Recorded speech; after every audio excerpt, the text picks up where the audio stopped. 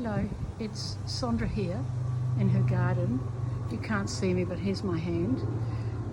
I just wanted to say to you that there are many ways to cope with the times that we have stumbling blocks. I have a lot of them at times, and I think the best way that I get over them is to come out to the garden and to look, and I'll show you just what I look for and how I very quickly get some more ideas for the art.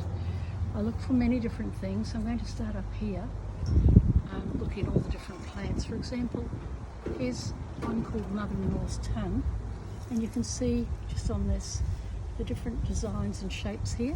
Now these are some designs you might want to copy into your work. Very beautiful, and the colours, of course, they certainly inspire us.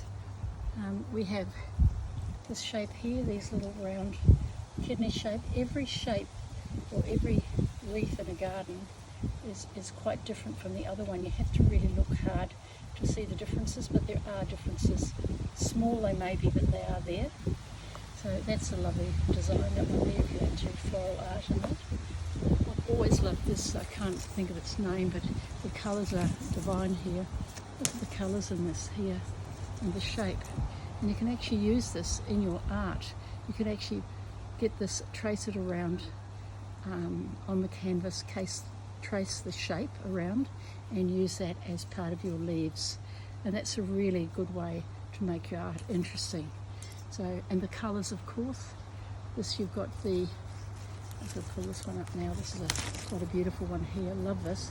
It's got the magenta colour, and it's got lots of sort of this orange. It's got a greeny, soft greeny colour here, contrasting with the dark. But you see how the dark and the light and the white stands out. And in this way, you see, nature teaches us some of the principles of art, which I find rather fascinating. We're just walking along here now, and we've got this beautiful bunch of little, like little cherries, but they're not, they're like little red berries. But they look really gorgeous, and again, they can be used. You can draw them. You see the colours as the light hits them. You get the lighter colours coming through here and the darkness underneath. So you've got your lovely colour contrast, so you can learn from that. Then of course one of my favourite flowers, this one's falling apart now, there's a geranium here. The colour is magnificent. Here's a beautiful one here. Look at the shape of that and the colours, and look at the tone of that. Beautiful deep brilliant red against the lime green. So again, another lovely colour palette to use. Different shapes, of course. Here's new leaves here. And when you're looking at leaves, don't just look at the front and the veins. The veins, they're all different. And at the back, the toning at the back and the shapes. And as I said, you can use these to trace around in your work, but also you might want to decide to use that curvy shape in some of your work, depending what you're doing, of course. Got the beginnings of an anthurium here coming up, a white one. That's a rather, I love white flowers, I always have. And again, the leaves here are quite beautiful. Trying to find you. That's the back of it, and see how strong the veins are in that. And the way the veins radiate out.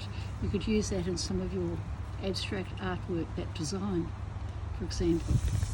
Okay, moving along. We've got the peg basket, you don't need that.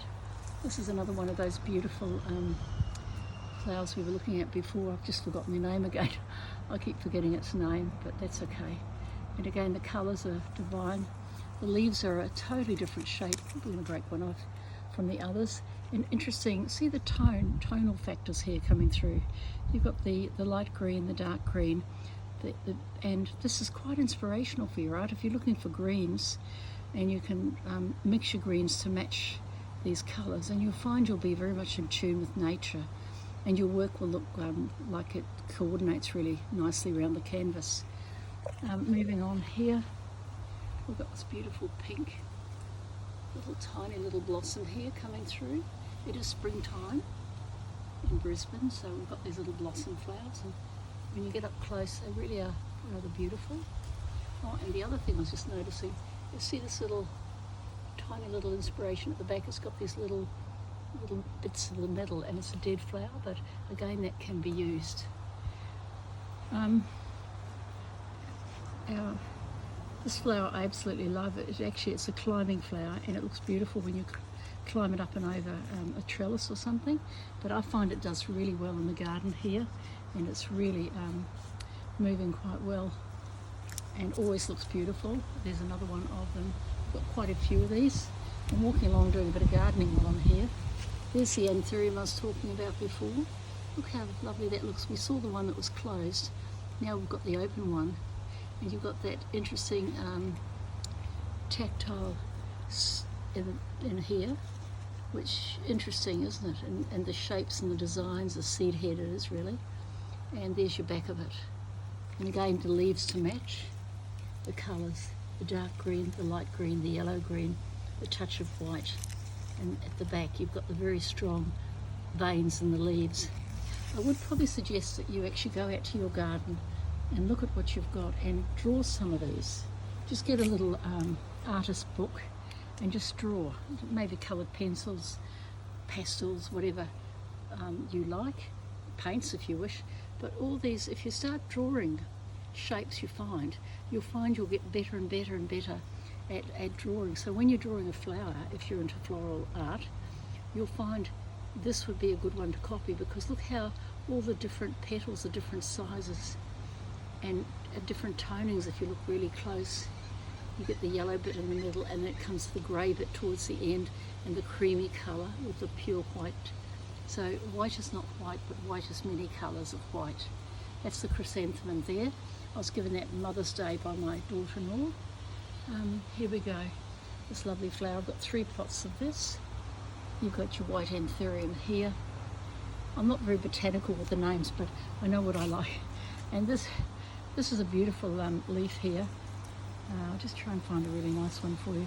I'm going to break it off because the old ones are more interesting. Now that's very yellow on the top, but down the bottom there, you see how you've got the contrast, the green with the yellow, and the beautiful toning in that. Now that itself, if you just wanted to make a green painting, you could use those tonings and match it back here with, say, this dark colour, the dark colour of the rocks from nature.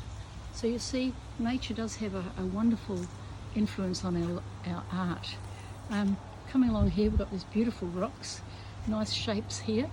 I'm always fascinated with shapes in rocks. Look at that. Now that actually is almost an abstract painting, and you could paint it any colour you wish. But it's a really beautiful shape, colours, designs, tones, and you could incorporate it with some of this greenery to make it look interesting. That in itself would make a beautiful painting. So you have to really open up your mind to everything. What else have we got here? Oh, we've got this fern here. It's it's got huge, big, long leaves, and it's very tropical. That one there. And down here, how about this? This is my best thing in the garden at the moment. This is my anthurium red, and this has got deep tonings of red. It's got a maroon coloured red here, and you can see the different tonings of red, the brilliant red to the darker red to the glossy white, lighter red with the white pinky tonings. This is one dying, so it's giving it, but it's beautiful. That plant is absolutely magnificent, and if you find your spot in the garden, the plants do well. This is our little prickly one here. Again, beautiful colours. I love the pinks and the reds, but it's got these dreadful spikes. And spikes, I guess, can be useful in art design. I actually don't like them because of what happened to my fingers a few times. So, but anyway, there we go. I think we've nearly finished. We've got the last thing to show you. The sun is shining here, and it's so beautiful and bright and happy. I love this colour here. I just love the colour of that. Look at that. Isn't that absolutely gorgeous? The beautiful pinks contrasted with the deep maroony, browny colours. And that again is a lovely colour combination palette. I'll just pull it down so you can see the whole thing. Look at that. Isn't that amazing? That's one of our big tropical plants. I have a lot of these in the garden. So anyway, I just thought I'd show you a little part of our garden. We have quite an extensive garden here, and when I get lost, there's a ribbon plant at the back, the white and the green. I'll just come out to the garden and look at colour palettes, shapes, designs, especially my rocks. Just love the rocks. And you can get quite a bit of inspiration just sitting quietly and looking. And I'd recommend, if you don't have a garden, go to a garden centre or go to a local park. Parks have amazing trees and shapes and designs and colours too, even the shape of the garden, the way the garden's presented. Okay, so that's the lesson for today, is look around you for inspiration. Hope that helps. Bye.